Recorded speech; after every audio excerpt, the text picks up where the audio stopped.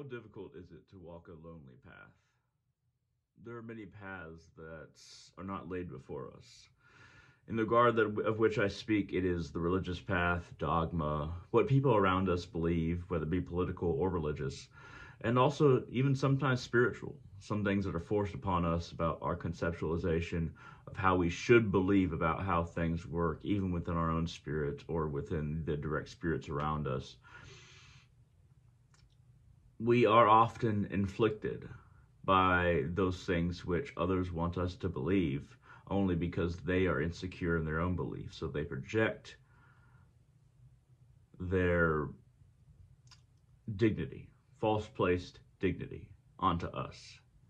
Their false placed uh, understanding onto us. Because where they lack understanding, they want to be adamant that their understanding is there. So they wish to make it known, and they project it onto us. Walking a lonely path, spiritually, sometimes even religiously, but spiritually, it requires a certain flavor of honor. Now, there's honor in society, there's honor in a family, there's honor as a part of a group, things like that. But there's also this other thing that most people don't take into account or even recognize, and that is the honor of the soul. Many people, definitely not most, but many people, I being one of them, um, follows the honor of their individual soul. We can feel what our soul is drawn to, or at least we try to, at the very least. But whatever we are drawn to, whatever our soul, our innate nature is drawn to, we follow it, regardless of if other people around us are, say it's okay or accept us because we do this, regardless of our environment and the people in it. We honor our soul by pursuing what we are inherently drawn to. Now, figuring that out is often difficult. That part is the difficult part. Really, once you see what your soul is truly drawn to, it becomes remarkably easy. Either you follow your soul or you don't. You take the easy route or you don't. And now, the route for me has been very easy in my life. I mean, I don't exist around people who believe like me. But even growing up and the community that I'm in now, it's very easy to follow what my soul is drawn to. The path to the source that my soul is drawn to. Very easy. It's not as easy in other places or in other families, among other friend groups. And I don't want to show myself as being okay. I'm more honorable because I follow my soul. But in actuality, it's easy.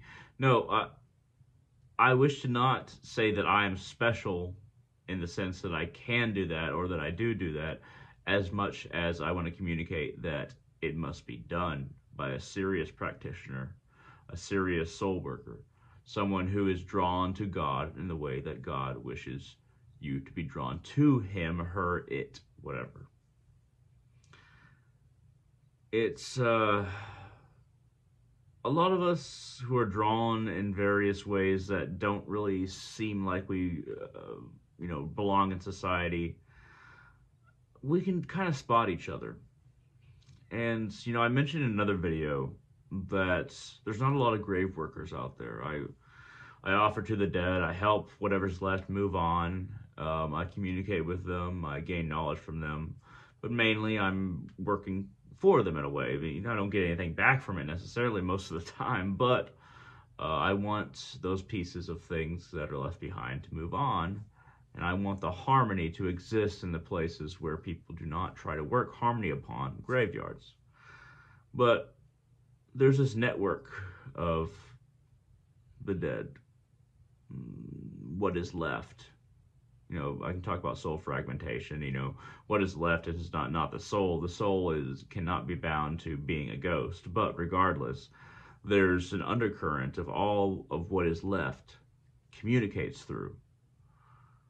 And that's what helps me feel out other grave workers out there. And there's no like organization, there's no cult, there's no group for us.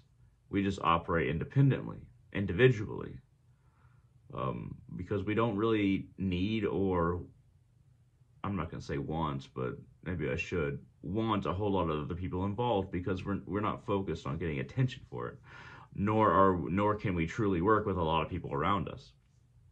But I can feel them out there.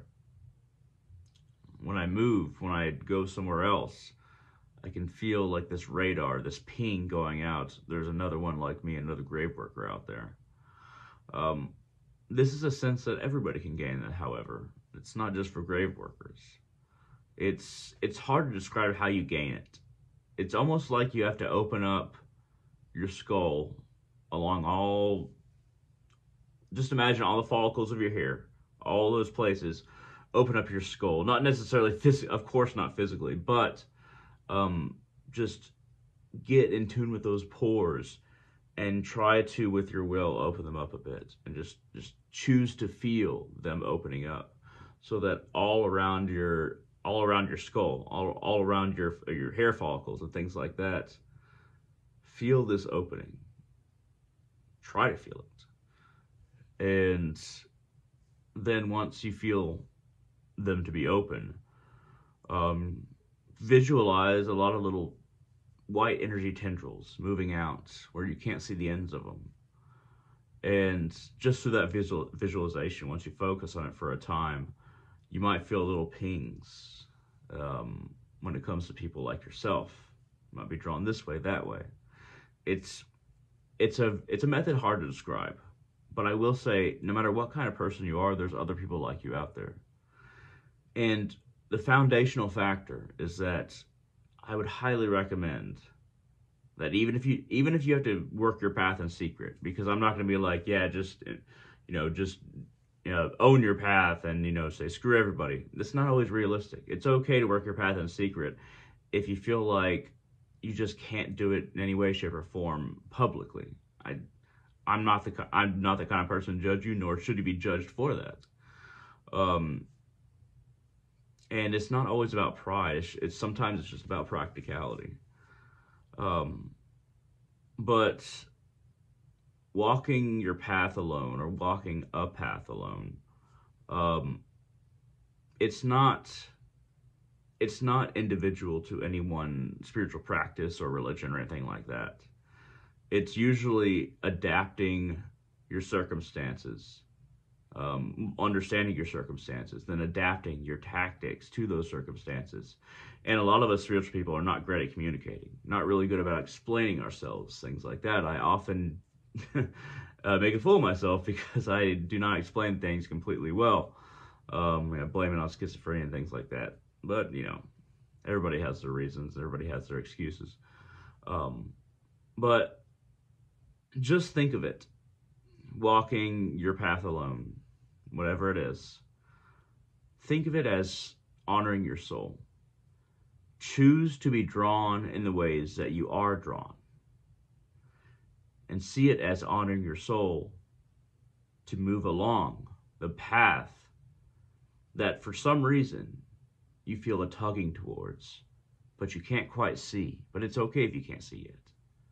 Take it one step at a time, one stone at a time,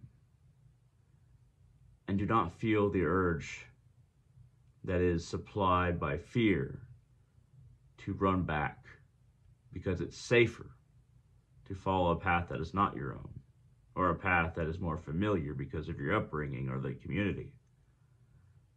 Feel who you are and choose that feeling, that instinct, over what you were told.